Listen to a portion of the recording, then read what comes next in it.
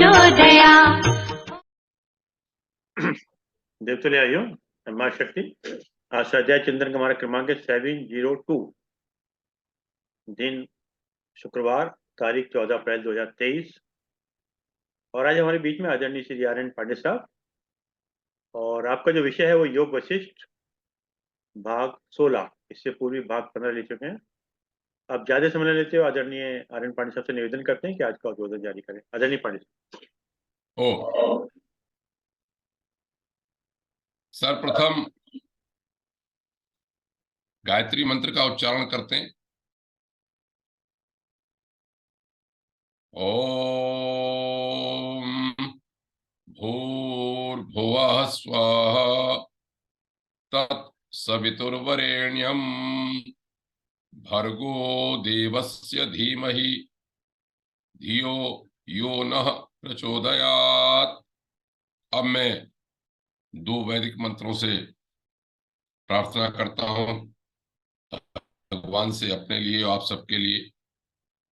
ओम विश्वानि देव सवितर्दुरितानि परासुव यद्भद्रं तन्न आसुव।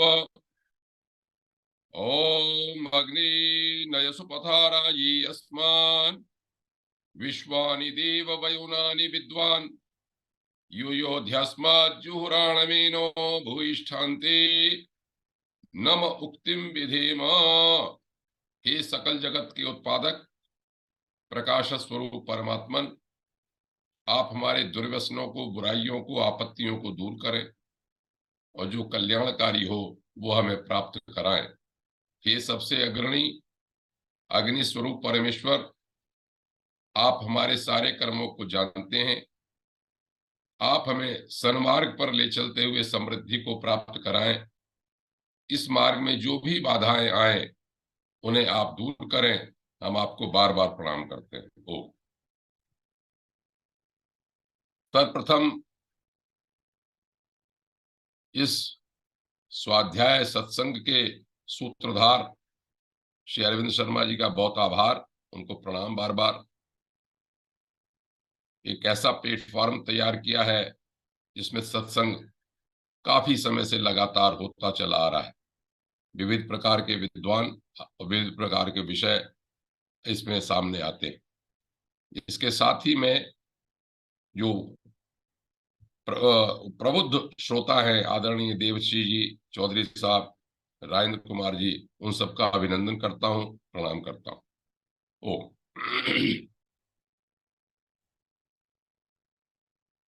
काफी समय से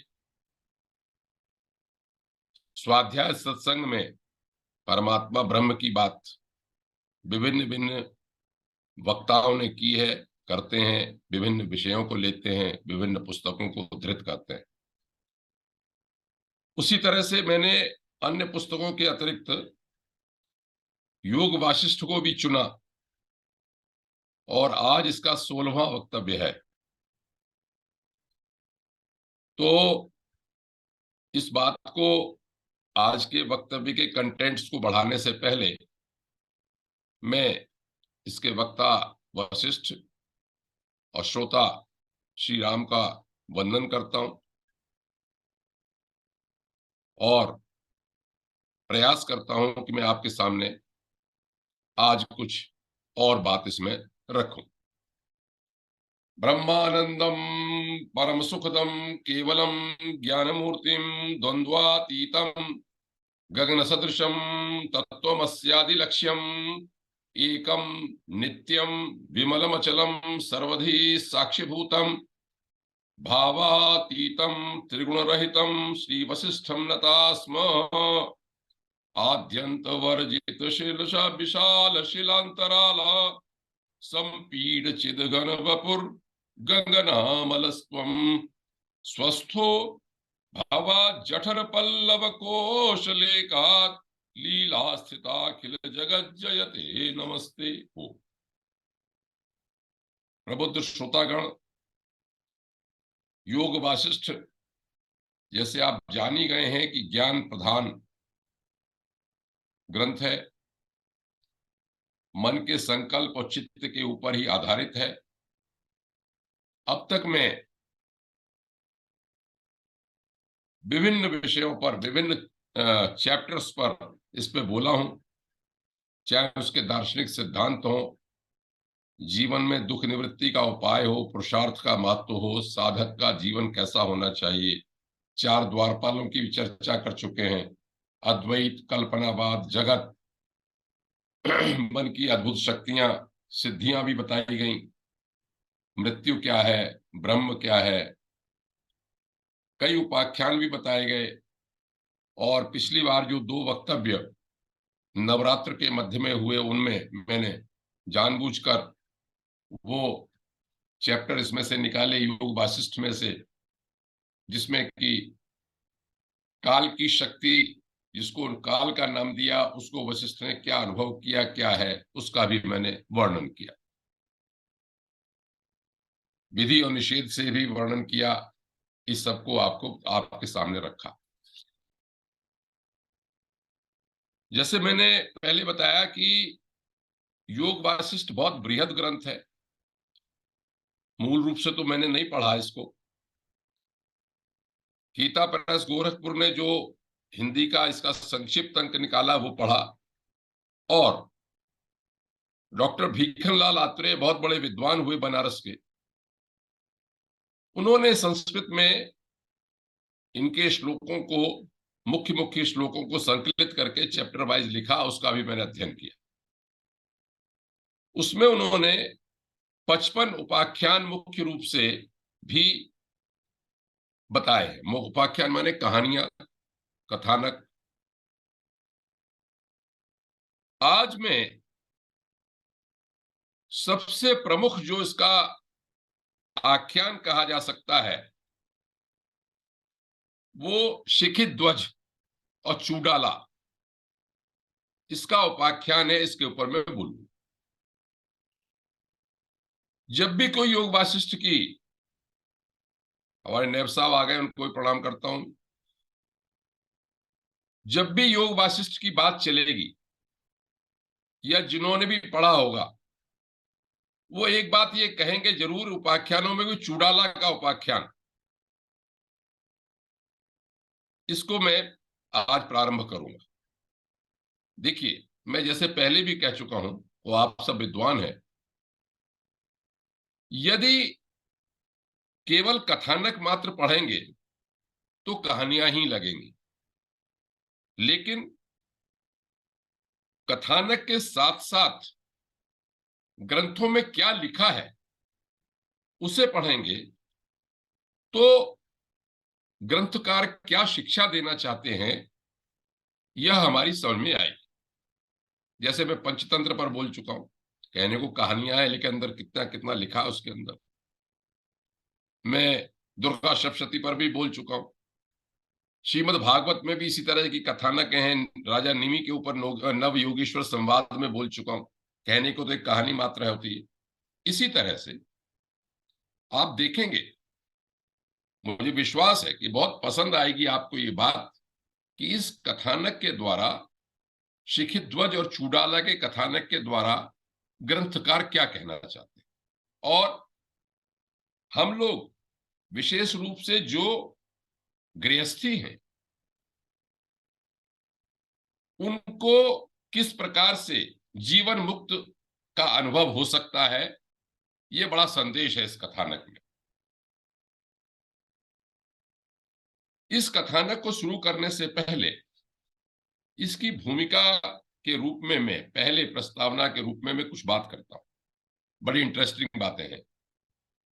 ये जो चूडाला का कथानक है, जैसे मैंने आपको बताया कि इसमें कई प्रकरण हैं। योग वासिष्ठ में चैप्टर्स जिन्हें बोलते हैं, वैराग्य प्रकरण है, मुमुक्षु व्यवहार प्रकरण है, उत्पत्ति प्रकरण है, स्थिति प्रकरण है, उपशम प्रकरण है, और अंत में निर्वाण पूर्वार्ध और निर्वाण उत्तरार्ध ये प्रकरण है। तो ये चूडाला और शिखित ध्वज का जो प्रकरण है वह निर्वाण प्रकरण पूर्वार्ध में है। एक बात, इसकी विशालता आप देखिए। ये सर्ग, जैसे अध्याय कहते हैं, स्वामी दयानंद ने सत्यार्थ प्रकाश में समोल्लास कहा, किसी में पर्व कहते हैं, उसी तरह से यहां पर अध्याय को सर्ग कहते हैं। तो 77 सर्ग नंबर से लेकर 110 सर्ग तक इसको कहा गया। इतने सर्गों के अनुसार इसका वर्णन किया गया। 77 से लेकर 110 सर्ग। अब समझ लिए 23 और 10, 33 करीब अगर सर्ग ये बैठते हैं तो 33 अध्याय तो एक छोटी मोटी बुकलेट ही हो जाती है। कहने को कहानी में बता दूं तो 5 मिनट में या 10 मिनट में कहानी कही जा सकती है, लेकिन मेरा उद्देश्य आपके सामने जो वास्तव में कथानक है, कथानक नहीं कहानी सुना दे, उसके अंदर क्या कहा ये जरूर जानने का प्रयास करना चाहिए। जितनी मेरी बुद्धि है वो मैं आपके सामने रखूंगा। तो मैं भूमिका के रूप में ये कह रहा था कि आप जानते हैं कि वशिष्ठ और राम जी के बीच में संवाद है। राम को वैराग्य हो गया, कहा कि सब नश्वर है, हम तो कुछ नहीं करेंगे, आप चुपचाप बैठेंगे शांति से, हमें क्या करने से, सब जब सब कुछ खत्म ही हो जाना है तो इस राजपाट के चक्कर में क्यों पड़ना। जिस प्रकार श्रीमद् भगवद गीता में अर्जुन ने युद्ध करने से मना कर दिया और भगवान श्री कृष्ण ने उनको वो उपदेश दिया कि भाई तो युद्ध कर, इस तरह से कर तो ये पाप नहीं लगेगा, तेरा ड्यूटी है, उसी तरह से योग वासिष्ठ भी ऐसा ही ग्रंथ है कि श्री राम और वशिष्ठ के संवाद से प्रत्येक व्यक्ति जो अध्यात्म के मार्ग में चलना चाहता है उसके लिए बड़ा सकारात्मक मार्ग ये ग्रंथ दिखाता है। ज्ञान मार्ग होते हुए भी, प्रायः ज्ञान मार्ग से ही माना जाता है संसार छोड़ दो, नहीं, तो इसमें इससे पहले, इस कथानक से पहले 1-2 चैप्टर पहले ये कहा कि देखो राम मौन जो है वो कई तरह का होता है। उन्होंने कहा एक मौन तो होता है वांग मौन, चुप हुए वाणी को चुप कर लिया, और दूसरा मौन होता है इंद्रिय मौन, हठ पूर्वक इंद्रियों को रोकना, और तीसरा होता है काष्ठ मौन, लकड़ी की तरह से पड़े रहे, जिगर की तरह से कुछ नहीं करेंगे। चौथा होता है सुषुप्त मौन, दिखाई नहीं पड़ता। तो बहुत विस्तार से न जाके संक्षेप में मैं ये कहूंगा, योग वासिष्ठ में ये कहा गया कि जो 3 तरह का जो मौन है, वांग मौन, इंद्रिय मौन और काष्ठ मौन, ये ऊपर से तो मौन दिखाई पड़ता लेकिन इसमें चित्त चलता रहता, इसलिए ये हेय है। मैं जो बात बता रहा हूं यहीं से की पॉइंट शुरू होता है, इसलिए मैं इस बात को उठाया मैंने। उनका सुषुप्त मौन क्या है?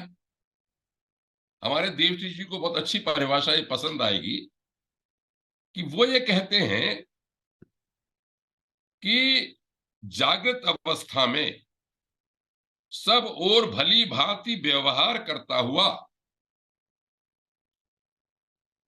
अथवा संपूर्ण व्यवहारों को छोड़कर समाधि में स्थित हुआ, जीवन मुक्त देह युक्त होने पर भी संपूर्ण निर्मल शांति वृत्ति से युक्त तुरीयावस्था में स्थित विधेय स्वरूप है, वो ऐसा व्यक्ति क्या करता है कि ध्यान करता है और ध्यान नहीं भी करता तो भी परमात्मा का अनुभव करता है, हमेशा परमात्मा का अनुभव करता रहता है और उसे कोई संदेह नहीं होता परमात्मा के यथार्थ रूप के बारे में।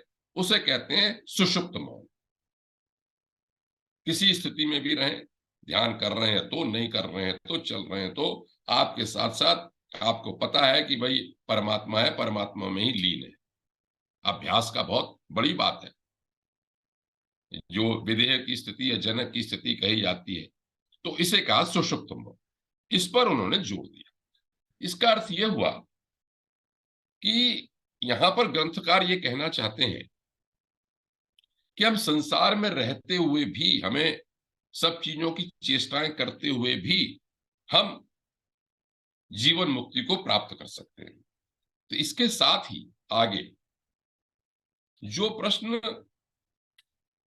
श्रीमद् भगवत गीता में कहा गया कि सांख्य योग अच्छा है कि अष्टांग योग अच्छा है, तो भगवान ने ये कहा कि सांख्य और योग को लोग अलग अलग देखते हैं, लेकिन जो बुद्धिमान आदमी है वो सांख्य और योग को एक ही बाग देखता है। तो मैं उसमें नहीं जाता आगे, केवल ये बात बताना चाहता हूं कि इस चैप्टर में आगे इन्होंने ये कहा, हे राम, वशिष्ठ कह रहे हैं कि परमार्थ तत्व का दृढ़ अभ्यास कर लो, या प्राणायाम कर लो, या मनोनाश कर लो। तीनों उपाय हैं, लेकिन उसमें मनोनाश जो है वो सबसे महत्वपूर्ण उपाय है। चित्त का संकल्प विकल्प को समाप्त करना। अब अपने सिद्धांत पर आ जाता है योग वासिष्ठ, कहता है कि चित्त जिस किसी वस्तु में लगता है वैसा ही हो जाता है। इसीलिए दीर्घ काल तक यदि परमात्मा का ध्यान आप करते रहते हैं तो आप परमात्ममय हो जाते हैं। बड़ी महत्वपूर्ण बात कही हम जैसे लोगों के लिए कि परम पद में यदि चित्त मुहूर्त मात्र भी विश्राम को प्राप्त हो जाए तो भी उसे तुम ब्रह्म रूप में परिणित हुआ ही समझो। मुझे बड़ा चैन मिला भाई। मैं तो सोचता कभी कभार महीने में एक बार कभी होता, हमारे देवर्षि जी तो लगातार लगे रहते हैं इसमें, लेकिन नैब साहब है आनंदमय रहते हैं, तो मुझे कभी कभी अनुभव होता है। लेकिन इसमें ये कहा कि नहीं, अभ्यास करो, ये मत सोचो। आगे कहा, फिर जब वासना दग्ध हो जाती है, चित्त फिर ब्रह्म रूपता से धीरे धीरे अभ्यास करने से अलग नहीं होता, क्योंकि वह ब्रह्म रूप हो गया है, तो वो जीवन मुक्त होता है। समझ लीजिए, अब ये सिद्धांत हुआ, ये मैंने भूमिका बना दी। अब ये कहते हैं, कथानक है भागीरथ जी का, उसमें मैं नहीं जाता। वशिष्ठ कहते हैं, मैं प्रारंभ करता हूं अपने कथानक को, चूड़ाला वाले को। दो भागों में मेरे ख्याल से समाप्त होगा। बड़ा इंटरेस्टिंग है, कहानी है, कहानी आप सुनिए। अगर आपने सुन रखा है तो बहुत अच्छा है कहानी को, लेकिन कहानी के अंदर की बातें हो सकता है जो मैं कहूं वो न आपको बिना ग्रंथ के पढ़ी होंगी। वशिष्ठ कहते हैं, हे राम, तुम तो ऐसा करो, राजा शिखिध्वज की तरह से शांति पूर्वक अपने स्वरूप में स्थित रहते हुए राज्य करो।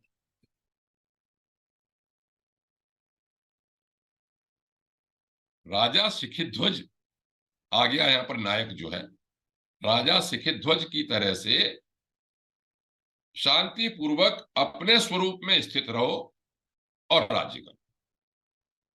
अब वही कथानक की जो शैली होती है, आपने भी सोच रहे होंगे, मैं भी सोचता था कि राम ने ये पूछा भी शिखिध्वज की कहानी क्या है, शिखिध्वज कौन था, उसने परम पद आप कह रहे हो कैसे प्राप्त किया, इस चरित्र को बताइए।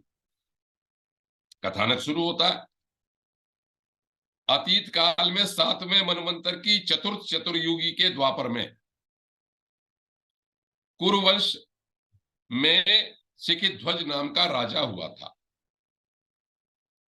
एक बड़ी महत्वपूर्ण बात है यहाँ पे जो मेरे मन में आई, वो बताऊं आपको कि हम अपने ग्रंथों को जब ये कुछ लिखा होता तो सरसरी निगाह से बढ़ जाते हैं पढ़ के। जैसे इसमें लिखा 7वें मनवंतर की चतुर्युगी के द्वापर युग में, बड़ी महत्वपूर्ण बात है। आप कहते हैं एक मनवंतर 1000 चतुर्युगी का होता है। अब हमारे यहां ऋषि मुनियों की आप सोच तो देखिए, ब्रह्मांड कैसे बना, यूनिवर्स कैसे बना, आज के बड़े बड़े साइंटिस्ट सोचते रहते हैं, और हमारे शास्त्रों में ये कहा कि ये तो चक्कर चलता ही रहता है।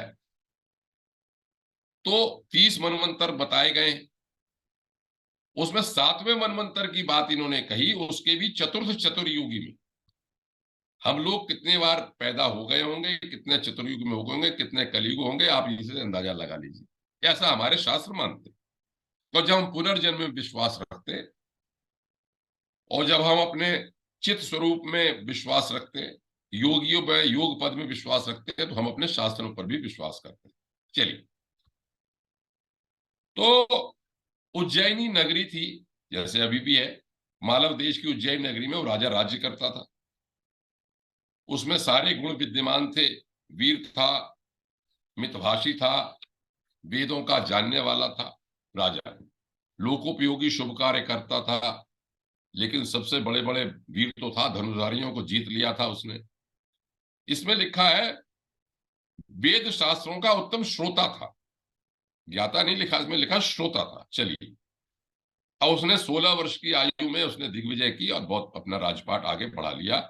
उसके बाद बहुत अच्छे मंत्री थे। अब वो युवा हो गया। जब युवा हो गया तो उसने सौराष्ट्र देश के राजा से उसकी कन्या की याचना की। उसकी कन्या का नाम था चूडाला। बड़ी सुंदर थी और संगीत इत्यादि चीजों में बहुत ही माहिर थी, निपुण थी। बहुत लंबी चौड़े वर्णन है, मैं संक्षेप करते हुए मतलब की बात पे आता हूं आगे। दोनों का विवाह हो गया। अब विवाह में देखिए, यहां पर एक बड़ी महत्वपूर्ण बात कही। इसे तो आते थे सारे शास्त्र, वो शास्त्र ज्ञाता था ये राजा। वो संगीत शास्त्र में, विद्या में निपुण थी।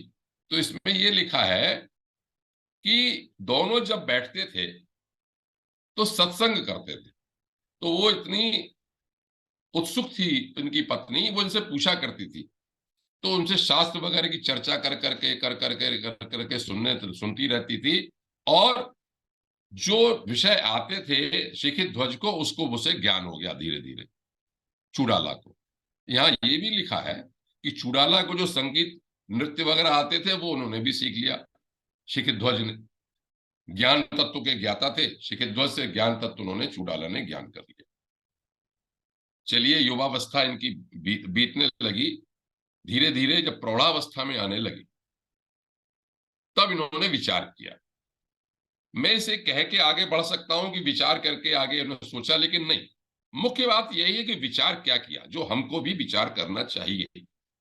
मैं तो वृद्धावस्था में ही आ गया एक तरह से। प्रत्येक व्यक्ति को विचार करना चाहिए।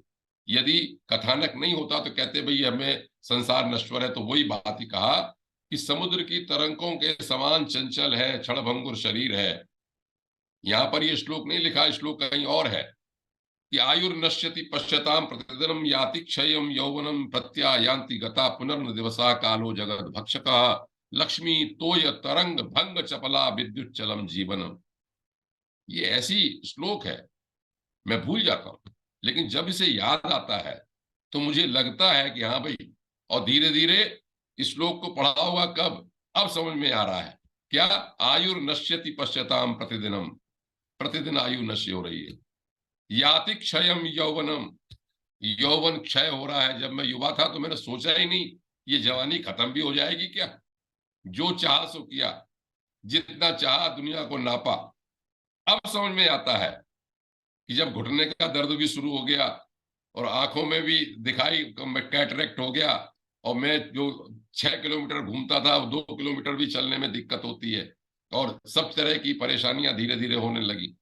तो याति क्षयम यौवनम, और क्या कहा, प्रत्यायांति गता पुनर्निवसः, जो दिन बीत गए दोबारा लौट के नहीं आते। मेरे पिताजी जो समझाया करते थे मुझको वृद्धावस्था में, जब मैं लड़कपन में था, वो अब मैं समझ में आता है कि वो क्या कहते थे। कालो जगत भक्ष का, काल जगत, और लक्ष्मी तो या तरंग भंग चपला, लक्ष्मी तो तरंग की तरह से चपल है, आती है और जाती है। कितना नुकसान उठाया, और है भी अगर तो उसके भोग करने लायक नहीं है। प्रत्यायाति गता पुनर्दिवसा कालो जगत भक्ष का लक्ष्मी तो या तरंग भंग चपला विद्युत चलम जीवनम। चलिए, अब किनारे पर है। इसी तरह की उन्होंने चर्चाएं आपस में की। ये तो इंद्रजाल जैसा है। तो उन्होंने कहा अच्छा भाई, इस संसार रूपी व्याधि का इलाज क्या है। तो उन्होंने कहा अध्यात्म शास्त्र इसका इलाज है। विवेक से विचार किया, तो तुमने आत्मज्ञान अगर हो जाएगा तो इसका हमें संसार का क्या कहते हैं, इलाज हो जाएगा। अब उन्होंने इस पे दोनों ने अभ्यास करना प्रारंभ कर दिया। अभ्यास करना प्रारंभ कर दिया तो इसमें यहां पर यह बात लिखी है कि जो पत्नी थी, अब तो वो तो राजा लगे रहते थे, अपने राज के काज में भी लगे रहते थे साथ साथ में, पत्नी को ज्यादा, चुड़ाला को इसमें ज्यादा प्रवेश हो गया, ज्यादा उसने अपना लिया। और उसने कहा देखो इसमें लिखा है कि साधक को स्वयं प्रयास करना पड़ता है, मैंने शास्त्र सुन लिए, तो मैं अब खुद विवेचन करती हूं अपना कि इस संसार को मोह कहां से प्राप्त हुआ, ये देह तो जड़ है, देह में नहीं हूं। और उन्होंने कहा ज्ञानेंद्रिय भी मैं नहीं हूं। इसी तरह से आगे चलते चलते चलते चलते उन्होंने कहा कि चेतन जीवात्मा विषयों के साथ एकाग्रता होने पर एक क्षण में अपने स्वरूप को भूल जाता है, तत्स्वरूप हो जाता है। इसी तरह से वो विचार करती रही। मतलब कहने का मतलब ये है कि चूड़ाला, जो हम लोग विवेक चूड़ामणि में जिस तरह की जो बातें कही है, उन्हीं सब तत्वों पर उसने विचार किया। विचार करते करते उसमें जो बहुत सारी बातें कही, मुख्य बात इसमें ये भी कही इसमें कि न तो इदम है, न अहम है, न दूसरा है, यह भी नहीं है, मैं भी नहीं हूं, तीसरा भी नहीं है, सब कुछ शांत केवल परम ब्रह्म स्वरूप परमात्मा ही है। अब जब इतना सब विचार करते करते उसमें सुख दुख द्वंद्व राग सब दूर हो गए और उसके बाद वो शांत चित्त हो गई। यहां पर यह सीख देता है ग्रंथकार कि केवल पढ़ने से नहीं होता, जैसे मैं शास्त्र पढ़ रहा हूं नहीं होगा। ये बार बार बात हम कह चुके हैं, लेकिन इस कथानक के माध्यम से फिर कहते हैं कि अपने को करना पड़ेगा। करने पे हुआ क्या, शिखित ध्वज ने देखा कि मेरी पत्नी के चेहरे पे तो बहुत ही गजब की शांति रहती है, अब तो उद्विग्न नहीं होती, चेहरा बड़ा शांत एकदम। और जैसे अच्छे योगी लोगों में या अध्यात्म वाले लोगों में बिल्कुल शांत चित्त रहता है उसका, क्योंकि वो संदेह उसके मन में नहीं था। तो उसने पूछा एक दिन अपनी पत्नी से, इसमें कथानक में है कि प्रिय तुम तो बहुत ही सुशोभित हो रही हो, ऐसा लग रहा है जैसे तुम्हें तो बहुत ही आनंद आ रहा है कोई भी, और बहुत ही आनंद में, और तुम्हारे जो वैभव चेहरे पर है उसकी मैं उपमा नहीं दे पा रही हूं, तुमने कोई ऐसी चीज प्राप्त कर ली है। तो चूड़ाला ने कहा कि हाँ, मैंने सत असत स्वरूप संसार का त्याग करके सर्वात्मा परमात्मा का आश्रय ले लिया है। मैं चिन्मय ब्रह्म में अकेले ही रमण करती हूं, मूल्यवान आसन, उद्यान, घरों में रहकर भी परमात्मा के स्वरूप में स्थित रहती हूं। बड़ी प्रैक्टिकल बात, जिसे बार बार हमारे देव ऋषि जी कहते हैं। इसलिए मैं परम शोभा युक्त हुई हूं, न्याय से प्रारब्धानुसार जो भी प्राप्त हो जाता है उसी से मैं संतुष्ट रहती हूँ। संतुष्टो ये निश्चित, गीता में और तरह से इस बात को जैसे भी कहा गया है। और मैं आत्म विषयक बुद्धि है मेरी सखी, और शास्त्र है मेरे सखा, उनके साथ ही मैं रमण करती हूँ, शोभा से बहुत संपन्न हूं सब बिल्कुल। अब इसे सुन के शिखित ध्वज को जमा नहीं मामला। उन्होंने कहा भाई मैं जिस भोग विलास में लगा हूं, तुम भी क्या कहते हैं अकेला होके सब चीजें छोड़ के कैसे कोई सुशोभित हो सकता है। मैं जिस तरह से कीड़ा करती हूँ तुम भी उस कीड़ा करता हूं उसी तरह से कीड़ा करो। लेकिन उन्होंने कहा नहीं, और वो उसका एक उपहास करके चला जाया करता था। यहां पर अब यह वर्णन लिखा है कि चूड़ाला ने सोचा कि ये सांसारिक भोगों को तो छोड़ दो, अब मैं अंदरूनी अभ्यास करती हूं। शास्त्र ये कहते हैं कि विभिन्न लोकों में सूक्ष्म शरीर से गमन अगमन भी हो सकता है, उसका मैं अभ्यास करती हूं, मतलब अष्टांग योग का। और यहां पर यह लिखा है कि वो आकाश में गमनागमन की सिद्धि के लिए अकेली एकांत में आसन लगाकर ऊर्ध्वगामी प्राणवायु के निरोध का अभ्यास करने लगी। यहां पर शुरू होता है योग का पाठ। पहले मैं ये बता दूं कि यहां पर क्या लिखा है, फिर मैं ये बताऊं कि ये कैसे और शास्त्रों से सम्मत है। वशिष्ठ जी कहते हैं, अब वो चूड़ाला की बात छोड़ दी और वशिष्ठ जी रामचंद्र जी को योग की बात बताने लगे। देखो, मणि औषधि जप तप मंत्र क्रिया सिद्धि के क्रम का निरूपण अनावश्यक है, क्योंकि अध्यात्म विषय में ये बाधा होते हैं। लेकिन उन्होंने कहा कि नहीं, तुम प्राणवायु पे नियंत्रण कर लें तो आप संसार से अलग रहते हुए भी सब कुछ अनुभव कर सकते हैं और आपको अलौकिक चीजों का अनुभव होगा। यहां पर उन्होंने कुछ कहा कि वायु की अभ्यास क्रिया बताई। मैं ये नहीं कहता कि अष्टांग योग में, हठ योग में और तरह से सब जगह वर्णन है तरह तरह से, लेकिन यहां पर क्या लिखा है कि पहले उन्होंने कहा कि जो सांसारिक साध्य अर्थ है उनको तो त्याग करके आप गुदा आदि के द्वारा को संकोच करना, मतलब जैसे कहते हैं मूलबंध लगा, सिद्धादि साधन काया मस्तक गर्दन समता निश्चलता नासिका के अग्रभाग में गर्दन की दृष्टि योग शास्त्रोक्त क्रिया भोजन आसन की पवित्रता योग शास्त्र का परिशीलन उत्तम आचरण संजनों का संग सुखासन प्राणायाम का दृढ़ अभ्यास क्रोध लोभ इत्यादि का त्याग। फिर लिखा पूरक और कुंभक का अच्छी तरह अभ्यास हो जाने पर योगी को पांचों प्राण उसके अधीन हो जाते हैं, जिस तरह से राजा के वध में उसके सेवक होते हैं। और जब उसे प्राण के द्वारा प्राण और अपान वायु का उसके में अधीन हो जाता है तो वो उसके जो मर्म स्थान है, चाहे वो नाभि है चाहे वो हृदय है चाहे वो कंठ है, उसमें 100 नाड़ियों की आश्रय आंतरद्वेष्टनी नाम की एक सुषुम्ना नाम की नाड़ी है। वो नाड़ी गुदा से लेकर भौं तक सभी छिद्रों का स्पर्श करती हुई चंचल रहती है। चंचल होने से कुंडलिनी कहते, कुंडलाकार होने से कुंडलिनी मानती है।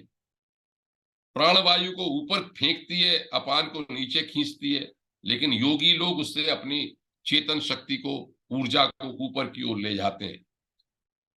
तो उस पर तुम कुंडलिनी जागरण का जो काम है जब वो कर लेता है तब वो योगी हो जाता है, योग की सिद्धि में हो जाता है। तब उन्होंने वशिष्ठ जी ने जब ये समझाया और वहां पर कहा कि जब ये योग सिद्ध हो जाता है तो सिद्धि का दर्शन भी सिद्धि प्राप्त भी होती है और सिद्धों का उसे दर्शन भी होने लगता। कई चीजें उन्होंने वहां पर कही। पूरक का अभ्यास करने की बात लिखी है कि कौन सी क्या अभ्यास करने से क्या चीज की सिद्धि प्राप्त होती है, मैं इसमें विचार में नहीं जाता, केवल एक बात ये कहता हूं, पातंजल योग दर्शन हम सबके लिए योग दर्शन में एक उपलब्ध प्रामाणिक ग्रंथ है। उसमें प्राणायाम की बात भी लिखी है। प्राणायाम की बात उन्होंने इतनी लिखी केवल वहां पर साधन पाद में कि श्वास प्रश्वास की गति विच्छेद करने से प्राणायाम कहते हैं। चित्त की एकाग्रता करते समय समाधि पाद में लिखा कि प्राणों का प्रच्छर्दन विधारण करें, रोकें छोड़ें तो हमारा चित्त शांत होता है। लेकिन जो तीसरा उनका पाद है विभूति पाद, जो धारणा से ध्यान शुरू होता है, धारणा ध्यान समाधि से, वहां आगे उन्होंने विभिन्न विभिन्न सिद्धियों का वर्णन किया है। तो यदि हम, मेरा कहना केवल मात्र इतना है, हमें तो प्राप्त नहीं होता, सुनने में लगता है कि ये सब चीजें कैसे क्या हो रही होंगी, लेकिन यदि योग दर्शन में अष्टांग योग को मानते हैं, पातंजल योग दर्शन को हम प्रामाणिक मानते हैं, तो उसमें लिखी हुई जो विभूतियां हैं उसको भी हमें मानना चाहिए, भले ही हम उसमें प्राप्त नहीं कर सकते हों। मैं इसलिए कहता हूं, अब इस कथानक पे आता हूं। इस कथानक में क्या हुआ कि वशिष्ठ जी कहते हैं कि इसमें परकाय प्रवेश सिद्धि का वर्णन किया उन्होंने, दूसरे शरीर में जाने का वर्णन, शंकराचार्य जी वर्णन आता। इसका वर्णन पातंजल योग दर्शन में विभूति पाद का 21वां एक सूत्र है, काय रूप संयमात तदग्राह्य शक्ति स्तंभे चक्षु प्रकाशा संप्रयोगे अंतर्ध्यानम। वो तो अंतर्धान कैसे होता है कि अपने शरीर को शैथिल्य करके, इंद्रिय शैथिलता में जब अंदर योगी स्थित हो जाता है अपने अंदर, तो वो अंतर्धान होने की भी उसमें शक्ति आ जाती है। इसे मुझे टेक्निकली बहुत ज्यादा नहीं भी जानता, तो इसके ऊपर आगे बढ़ता हूं। उसके बाद एक 38वां सूत्र है विभूति पाद का, उसमें लिखा है कि बंधन कारण शैथिल्यात् प्रचार संवेदना च चित्तस्य पर शरीरावेश। बंधन के कारण के शैथिल्य हो जाने से और दूसरे के शरीर में जो संवेदनाएं हो रही हैं उसका अनुभव कर लेने से पर शरीर का आवेश भी चित्त का हो सकता है। कहने का अर्थ ये, जो वशिष्ठ जी ने यहां कहा पर काय प्रवेश, उसको पातंजल योग दर्शन भी कहते हैं। चलिए अब क्या हुआ है, क्या क्यों कहा उन्होंने कि चूड़ाला जो कथानक चल रहा है, चूड़ाला का जो कथानक चल रहा है उसको विभिन्न अपने वो बैठ जाती थी और सूक्ष्म शरीर से विभिन्न लोकों का गमन करना, आगमन करना, सिद्धों को देखना, ये सब उसको आ गए थे। पर काय प्रवेश, इस सब की सब सिद्धियां उसको प्राप्त हो गई थी, सब की सब। अब क्या हुआ, शिखिध्वज जो है को चैन नहीं मिला। शिखिध्वज ने ये कहा कि सब कुछ मैं शास्त्र जानता हूं, लेकिन मेरे मन में जो है वो शांति नहीं है। चूड़ाला ने उनको समझाया। चूड़ाला ने कहा उन्होंने कि आप जो वैराग्य की बात कर रहे हैं कि मेरे बाल सफेद होने लगे हैं, अब मैं छोड़ देना चाहता हूं, मेरे मन में शांति नहीं है और वह हमको सोचना चाहिए इस सबको छोड़ने के लिए। तो चूड़ाला ने यह समझाया कि नहीं, आप आत्म तत्व में स्थित हो। उसको जो चीज आती थी वो उसने बताने का प्रयास किया। हालांकि शिखिध्वज ने शास्त्रों से उन्हें बताया था कि आपको ये जगह छोड़ने की आवश्यकता नहीं है, जंगल जाने की आवश्यकता नहीं। लेकिन शिखिध्वज ने उनकी बात नहीं मानी और बात नहीं मान के एक दिन रात में जब सो गए थे लोग तो चुपचाप होके वहां से चले।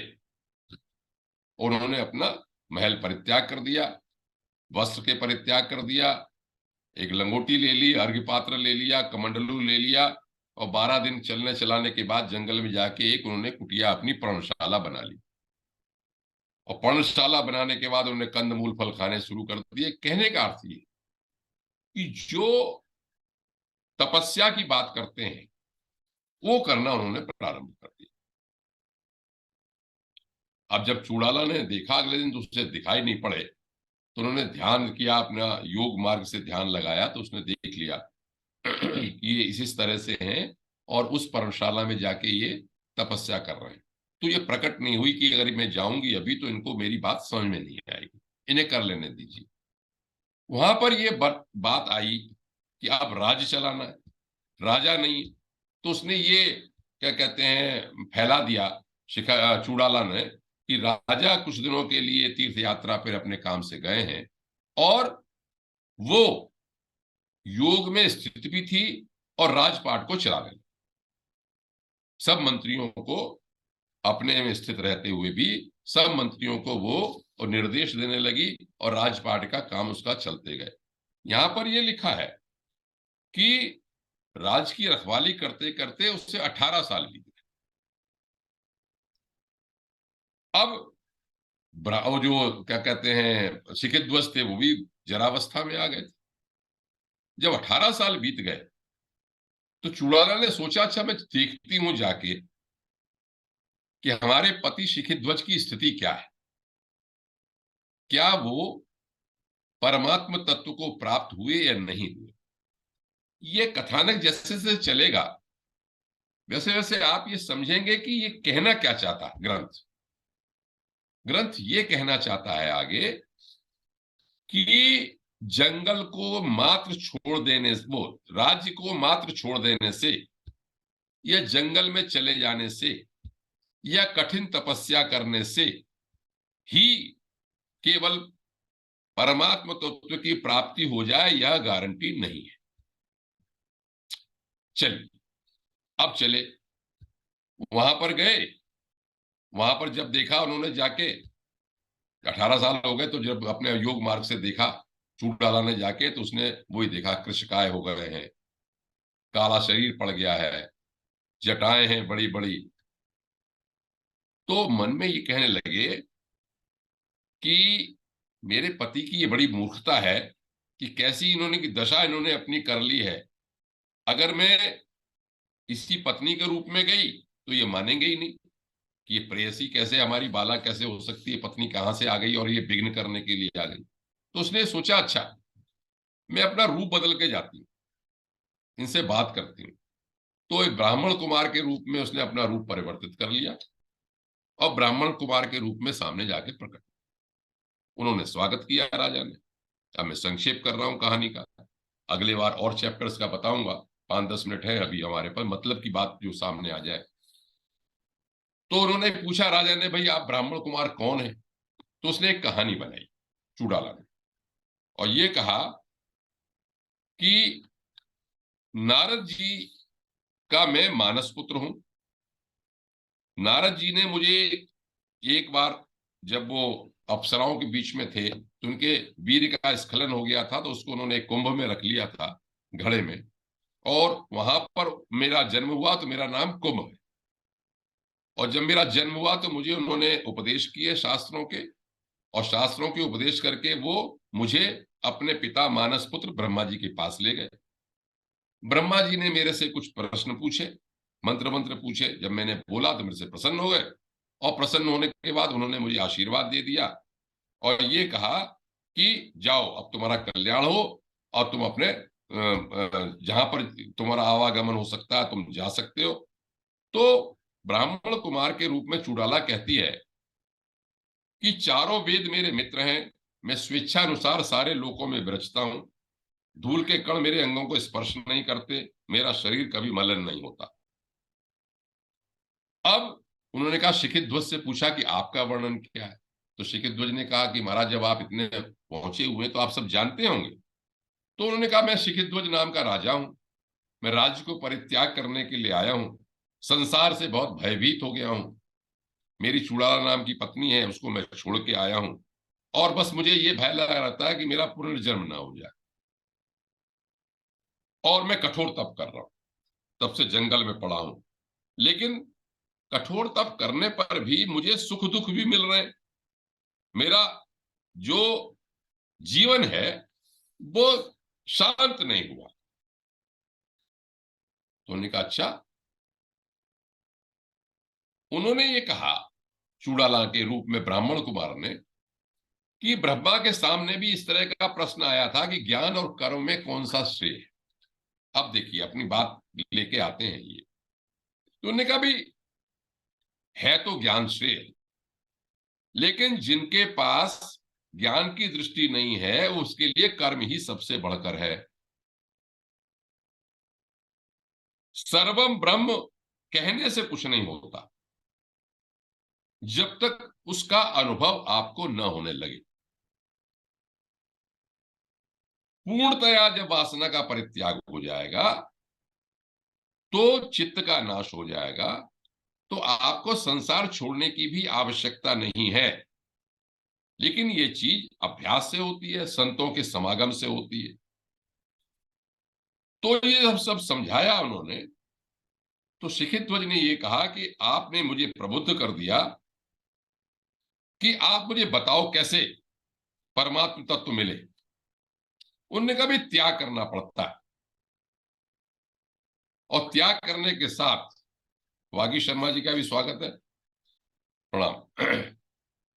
त्याग करने के साथ ही साथ बात बताने से पहले जो सर्व त्याग की बात है, 2 कथानक सुनाए चूड़ाला ने। इनको मैं पूरा कर देता हूं, उसके बाद फिर अगले चैप्टर में आगे करूंगा। ये कथानक पूरी कहानी अगले बार में पूरी होगी। उसने कहा, एक 2 कहानी में आपको सुनाती हूं। एक कहानी तो एक पुरुष की है, वो बड़ा प्रयास कर रहा था, बहुत ही उद्यमी आदमी था, जो चाहता था वो प्राप्त कर लेता था,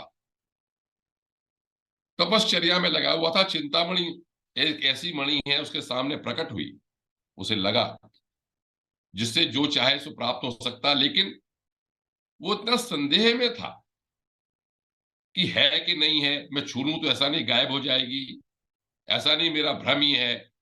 कहने का मतलब है उसे अपने ऊपर विश्वास नहीं था। तो वो चिंतामणि धीरे धीरे जो सामने उसे मिलने वाली थी वो गायब हो गई। अब उसे बाद में जब उसके चिंतामणि अदृश्य हो गई तो कहते हैं कि उसे कांच का टुकड़ा मिला। उन्होंने कहा कि यही चिंतामणि है, इसी को ही वो लगा रहा तैयार करने में, घिसने में और उसको तराशने में कि शायद इसी से मैं सब कुछ प्राप्त कर लूंगा। एक कहानी तो ये सुनाई, संक्षिप्त कर दिया मैंने। दूसरी कहानी उसने हाथी की सुनाई। एक हाथी था बड़ा बलवान, उसे एक महावत ने पकड़ लिया, बहुत उसे भूखा प्यासा रखा और पीड़ा देने लगा उसको। अंत में उसे बहुत अपनी ताकत का अनुमान हुआ, उसने सब जंजीरें पंजीरें तोड़ दी और जंजीर तोड़ के वो श्रृंखलाओं से मुक्त हो गया। और श्रृंखलाओं से मुक्त होने के उपरांत वो चला तो महावत सामने पड़ा। उसके मन में दया आ गई, उस महावत को उसने छोड़ दिया, मारा नहीं। महावत उसका पीछा करता रहा और जहां वो आराम कर रहा था उसके आगे चल के उसने एक गड्ढा बना दिया और वो गजराज उस गड्ढे के अंदर गिर गया। उसने कहा लो, मैं तो देखो कहा मैंने अपने श्रृंखलाओं से सबको छोड़ लिया था तो मैं फिर फंस गया। इतनी दो कहानी सुना के संक्षेप में इसका वर्णन मैं बता दूं तभी मैं प्रवचन को आज समाप्त करता हूं, वक्तव्य को अपने।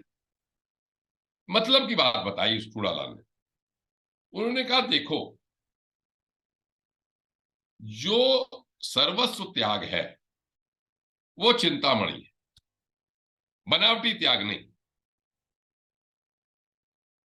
आप जब सर्व त्याग कर देंगे तो आपको समझ लो चिंतामणि मिल गई। सर्व त्याग ही महान अभ्युदयशाली परमानंद है। और कृत्रिम त्याग जो है, आपने कांच का टुकड़ा ले लिया, उसको चाहे कितने रगड़ते रहो तो आपको परमानंद नहीं मिलने वाला है। चिंता ही चित्त कहलाती है। और हाथी के बारे में उसने ये कहा कि जो महावत है वो तो अज्ञान है और राजा आप जो है वो हाथी है, मतलब जीव जो है वो गज है। और आशाएं जो है उसकी जंजीर है, आशाओं से बंध जाता है, प्रयास करता है, ताकत से उसे तोड़ देता है, लेकिन उस महावत को नहीं मारता। महावत क्या है? अज्ञान महावत। जब वो नहीं मारता तो जैसे ही निश्चिंत होता है जीव हाथी, अज्ञान उसके लिए और गड्ढा कोई खोद देता है जो उसको पता भी नहीं चलता, उसमें वो गिर जाता है। गड्ढा क्या है आपके लिए राजा? ये जो तपस्या जो कर रहे हो आप जिद करके, ये आपके लिए गड्ढा है। जो तपस्या का जो आग्रह है, जो हट है, वो आपके लिए गड्ढा है। और अज्ञान जो है वो हम बता ही चुके पहले की महावत है। आपके पास तो दो दांत हैं, हाथी के पास दो दांत है, राजा आपके पास भी दो दांत है। क्या? विवेक और वैराग्य। तो विवेक और वैराग्य दो दांत हैं आपके।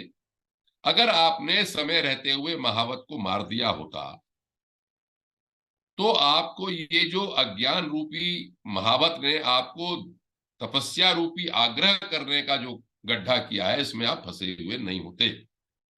तो आप कृत्रिम त्याग मत करो, सर्व त्याग करो।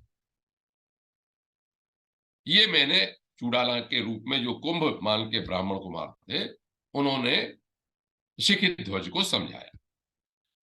अब शिखित ध्वज जब सर्व त्याग के लिए तैयार हुए तो कहानी कैसे आगे बढ़ती है और अंत में जाके इससे क्या क्या शिक्षाएं मिलती हैं इस उपाख्यान से, ये मैं अगले वक्तव्य में आप लोगों को प्रयास करूंगा रखने का। तब इसकी समावेश होगा पूरा सब मिलके कि भाई क्या चीज कही गई, सर्व त्याग क्या है। तो मैं समाप्त करता हूं इस बात को। और कहानी के रूप में है, बात वही है, लौट फेर के कही जाती है, लेकिन योग वासिष्ठ का एक वैशिष्ट्य है उपाख्यान। और ये शिखित ध्वज और चूड़ाला बड़ा महत्वपूर्ण, सबसे महत्वपूर्ण आख्यान कहा जाता है, जो 34 सर्गों में है इसमें। और इसको आगे मैं पूरा करूंगा इसको, तो आप लोगों को निश्चित रूप से मैं वो बात रखने का प्रयास करूंगा योग वासिष्ठ में कहा गया। वो मैं समाप्त करता हूँ। धन्यवाद आदरणीय आनंद पंडित साहब। आज आपने योग वशिष्ठ का भाग 16 लिया। अब मैंने सबको अनम्यूट कर दिया है, तो इस संबंध में कोई किसी का कोई जिज्ञासा हो तो आदरणीय आनंद पंडित साहब से पूछ सकते हैं। बाद में दो शब्द हमारे आदरणीय देवऋषि बोलेंगे। सबको मैंने अनम्यूट कर दिया था जी सर।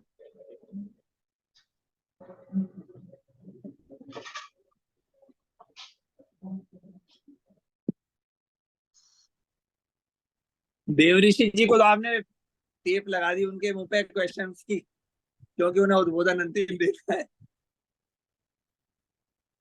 नहीं, टेप नहीं लगाई है वो। नहीं तो सबसे ज्यादा सकारात्मक जो क्वेश्चन होते हैं वो देवऋषि जी के होते हैं। अच्छा, मैं क्योंकि आपकी आवाज बंद है सर, पांडे साहब आवाज। मैं देव ऋषि जी के मतलब की बात खोज के लाता हूँ, उसी की बात बोलता हूँ मैं, उन्हीं की तरह की। आधे में रबर, आधे में सब, आधे में देवऋषि जी, आधे में बाकी पब्लिक।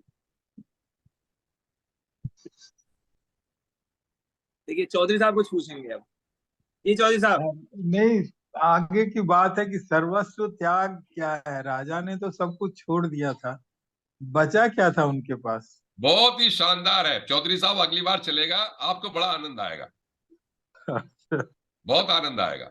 अभी इसमें कहानी में कई ट्विस्ट आने हैं। चलिए, अच्छा। हाँ, सामान्य बुद्धि से लग रहा है कि सब कुछ तो छोड़ दिया, अब बचा क्या उनके पास? यही बस जोरदार है इसमें। यही पिक्चर का सस्पेंस है। हाँ, यही वो जो एक पिक्चर आई थी ना, मैं फिर कह रहा हूँ अब क्या होगा, काजल। ये जब तक ये रहता है ना, काजल। अब क्या होगा, अब क्या होगा। मर्डर मर्डर किसने किया था? काजल। बस। नहीं, अदरवाइज भी अरविंद भाई साहब, अदरवाइज भी जो पांडे साहब के जितने भी उद्बोधन है पहले से लेके, चाहे वो, ये तो खैर बड़ा सारगर भी थे, अदरवाइज जो हल्के फुल्के भी उन्होंने लिए हैं उनमें भी, चाहे वो उसकी कथा कहानियां थी पंचतंत्र की। पंचरंग की, पंचतंत्र की, उनमें भी देखिए कितना गजब था। इससे पहले योग वासिष्ठ है तो है ही, तो सर का तो इस मामले में अथॉरिटी। जब जो मसाला बहुत अच्छा रहता है ना, मसाला जो है ना, अब तो जो खैर किताबों में लिखा है वही मैं आपके सामने रखता जी, हूँ। पर सर किताबों में जो लिखा है वो हर एक के पास टाइम नहीं है ना पढ़ने का। कोई बात नहीं। आपका एक नियमित नियमित आपका अध्ययन है ना, इस बात की बहुत बड़ी बात। बहुत चलिए, आनंद आ रहा है सर। और आदरणीय जी देवऋषि साहब। देवऋषि जी। हाँ, आज तो अब ज्यादा उत्सुकता है। बस बीच में जब आपने शरीर छोड़ने की बात की तो मैंने तो छोड़ दिया था। कुछ कुछ मोमेंट्स के लिए मैं बिल्कुल अंतर्ध्यान हो गया था और बड़ा आनंद आया मुझे। वो अल्प समय के लिए ही था, लेकिन मैं भी छोड़ दिया था उस टाइम बिल्कुल ही। और बाकी जो आपकी उत्सुकता है बनी हो, तो यही सोच रहे हैं कि वो वापस आएगा राज करने के लिए। अंत में तो हाँ, यही होगा। और 19 तारीख को इसको करूंगा मैं पूरा। हाँ, तो ज्यादा उत्सुकता है। बाकी आपने हमें बहा लिया बिल्कुल उसी ध्यान में। और ज्यादा इसमें प्रश्न तो ज्यादा है नहीं, क्योंकि प्रश्नों का उत्तर ही दिया आपने। प्रश्न करने का आपने मौका नहीं दिया कोई। और अगली बार उत्सुकता रहेगी, लेकिन हम आप सोच सकते हैं मैं क्या होगा आगे। बिल्कुल बहुत इंटरेस्टिंग रहेगा, उत्सुकता रहेगी मुझे बहुत।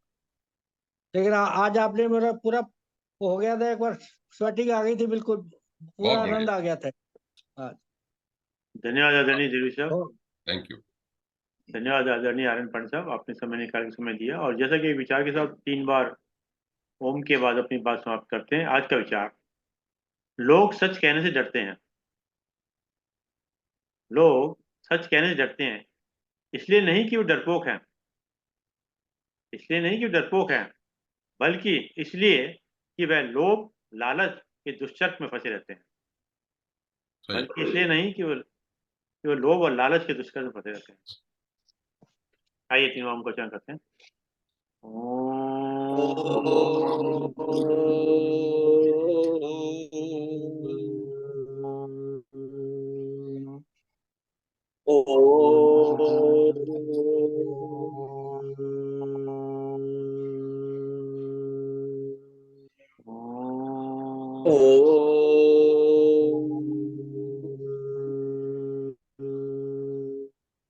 शांति शांति शांति शांति।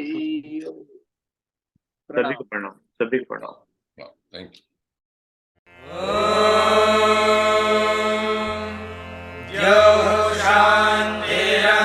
शान्तिरन्तरिक्षं शान्तिः पृथिवी शान्तिरापः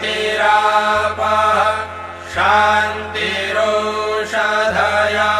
शान्तिः वनस्पतयः शान्तिर्विश्वे देवाः शान्तिर्ब्रह्म शान्तिः सर्वं शान्तिः शान्तिः